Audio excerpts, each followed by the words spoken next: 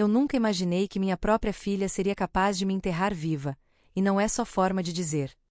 Meu nome é Marta, tenho 62 anos, e até 3 meses atrás, acreditava que conhecia o amor da minha filha, Clara. Tudo mudou quando descobri que ela mentiu ao marido, dizendo que eu havia morrido. Enquanto eu esperava uma visita que nunca vinha, ele apareceu em minha porta, com flores e um olhar perdido, perguntando por que ninguém o avisou do meu velório. O chão sumiu sob os meus pés. Como uma mãe vira fantasma para a filha que criou. Meu coração doeu mais pelo silêncio do que pela mentira. Clara sempre foi minha razão de viver. Desde o dia em que a segurei no colo pela primeira vez, prometi que ela teria tudo que eu não tive. Trabalhava como costureira de dia e faxineira à noite, mas nunca deixei faltar um prato quente na mesa ou um abraço quando ela chorava. Lembro do cheiro do seu cabelo depois do banho, das noites em que ficávamos acordadas contando histórias até ela adormecer. Eu achava que nada apagaria aquele amor.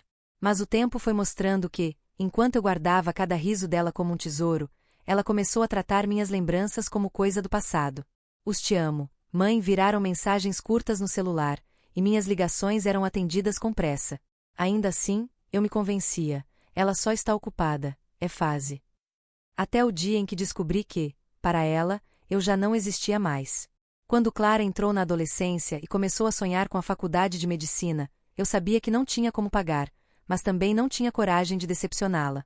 Vendia doces nos ônibus depois do meu turno na costura, e nas madrugadas, lavava pratos em um restaurante 24 horas. Meus joelhos doíam, minhas mãos rachavam de tanto trabalhar, mas quando via suas notas brilhando no boletim, esquecia toda a fadiga. Recusei a cirurgia no meu joelho porque o dinheiro era para seus livros. Deixei de comprar um tênis novo quando o meu já estava furado, mas nunca deixei que ela usasse um uniforme escolar sem estar impecável. Meus sonhos de estudar enfermagem viraram pó, mas eu repetia como um mantra: ela vai ser doutora. Isso basta. Houve um inverno em que passei frio porque o casaco que eu consertava para ela era mais importante que o meu. Fingia que não gostava de chocolate para que ela pudesse levar os melhores lanches para a escola. E quando ela chorou porque todas as amigas iam para a formatura de vestido novo, eu vendi minha única joia, um cordão de ouro que minha mãe me deu, sem pensar 2 vezes.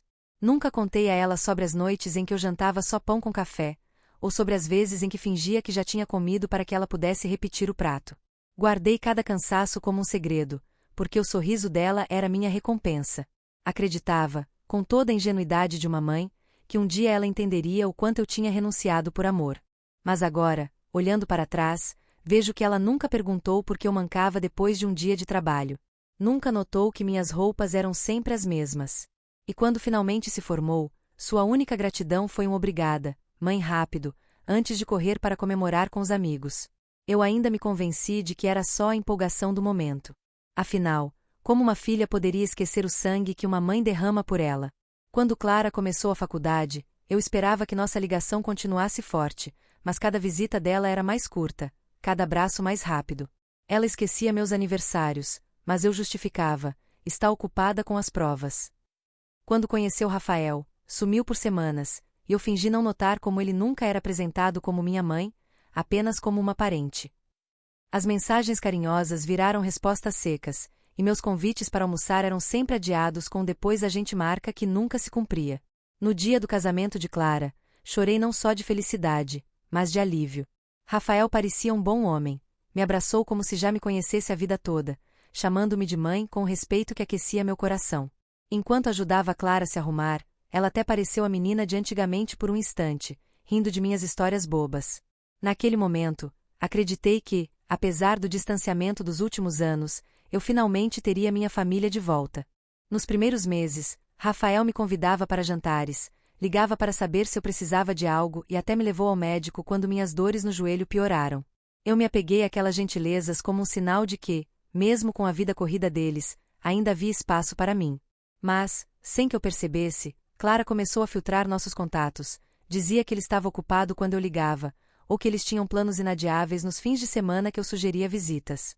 O pior foi quando descobri, por acaso, que eles haviam mudado de casa e ninguém me avisou. Rafael, sem saber, me contou sobre a mudança durante uma de nossas raras conversas, e o silêncio constrangedor que se seguiu falou mais alto que qualquer palavra. Foi quando entendi: minha filha não só estava me afastando, ela estava me apagando, página por página, da história que eu ajudei a escrever. As visitas mensais de Clara se tornaram trimestrais, depois semestrais.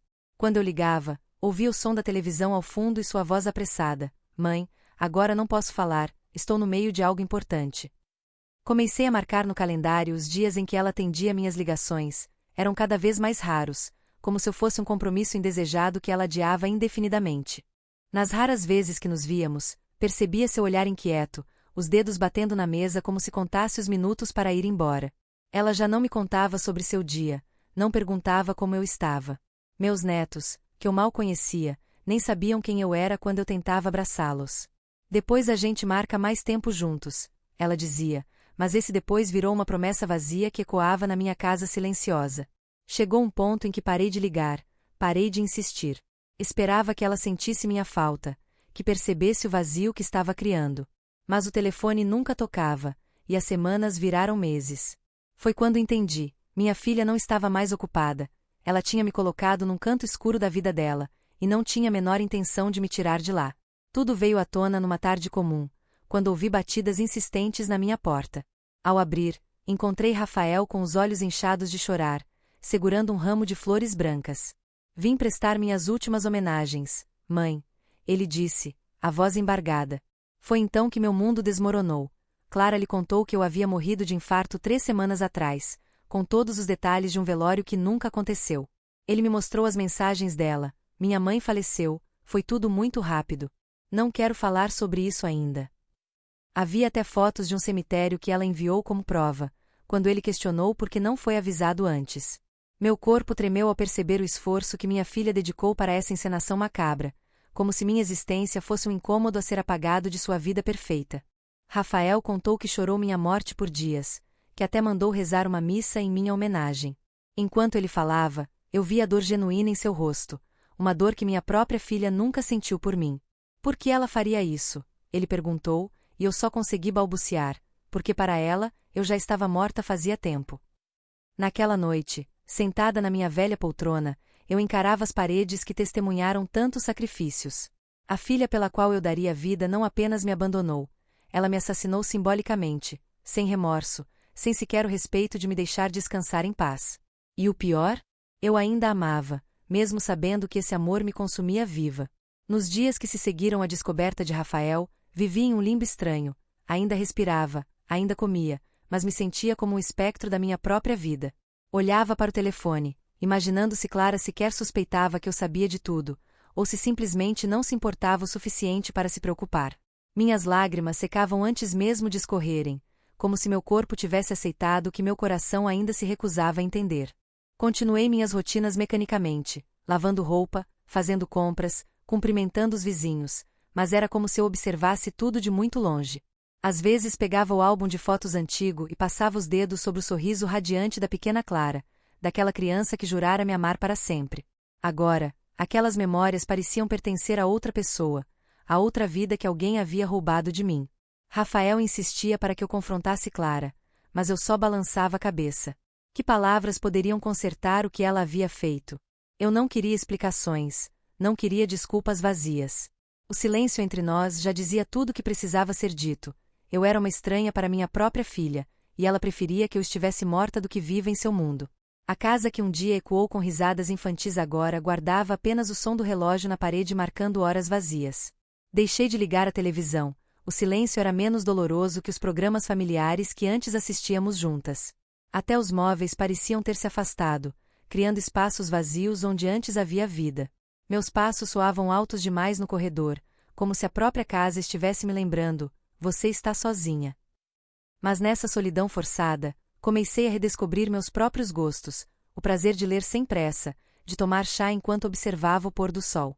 Aos poucos, parei de correr para atender o telefone imaginando ser ela, parei de olhar fotos antigas com esperança. A dor não sumiu, mas se transformou em algo mais suave, uma cicatriz que doía menos a cada dia, mesmo quando eu passava os dedos sobre ela. 3 meses após a terrível mentira, Rafael apareceu em minha porta novamente, desta vez com rosas vermelhas e os olhos marejados. Precisamos conversar, mãe, disse, segurando minhas mãos trêmulas. Ele havia descoberto a verdade por acaso, quando um conhecido mencionou ter me visto no mercado. O choque e a decepção transbordavam em seu olhar, mas também havia algo novo, uma determinação solene. Ela mentiu sobre tudo, até inventou um atestado de óbito falso, confessou, mostrando mensagens no celular onde Clara insistia na farsa mesmo depois de desmascarada. Enquanto ele falava, vi a mesma pergunta que atormentava meu coração nos seus olhos: como alguém poderia ser tão cruel com quem só soube amar? Sua próxima frase, porém, mudou tudo: não vou permitir que você fique sozinha depois de tudo isso. Rafael sentou-se à minha mesa de cozinha, as mãos firmes em torno do café que eu lhe servi, enquanto revelava cada detalhe grotesco da mentira. Clara havia forjado documentos, inventado sintomas de um infarto que nunca aconteceu, e até selecionado fotos minhas para usar como última homenagem. Seu rosto se contorcia de desgosto ao lembrar como chorara diante daquela falsa urna funerária que ela descreveu com tanta convicção. E quando eu questionei ela hoje, sabe o que ela disse? Sua voz quebrou, que era mais fácil eu aceitar sua morte do que a verdade, que ela queria se livrar do fardo de ter que me visitar. As palavras caíram como facadas, mas desta vez não sangrei.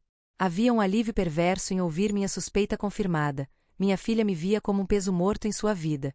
Minhas lágrimas escorreram silenciosas, lavando anos de ilusão. Rafael me olhava esperando uma reação, um grito, uma maldição. Mas eu só consegui sussurrar: obrigado por ter chorado por mim. Era tudo o que restava dizer. A filha que eu criará estava morta para mim muito antes de ela decidir me matar. Rafael secou minhas lágrimas com as próprias mãos antes de dizer as palavras que mudariam tudo: vou me separar dela. E quero que você venha morar comigo. Seus olhos eram dois poços de sinceridade enquanto explicava que havia comprado um apartamento pequeno, mas que teria orgulho em me ter como família. Você me tratou como filho quando ela já não te tratava como mãe, disse, apertando meus ombros trêmulos. Eu balbuciei que não queria causar problemas, mas ele interrompeu com firmeza: o problema já existia, e não foi você quem criou. Prometeu que eu nunca mais me sentiria sozinha, que teria um quarto sempre cheio de luz e um lugar à mesa que ninguém poderia me tirar. Pela primeira vez em anos, senti que alguém estava me escolhendo, não por obrigação, mas por amor.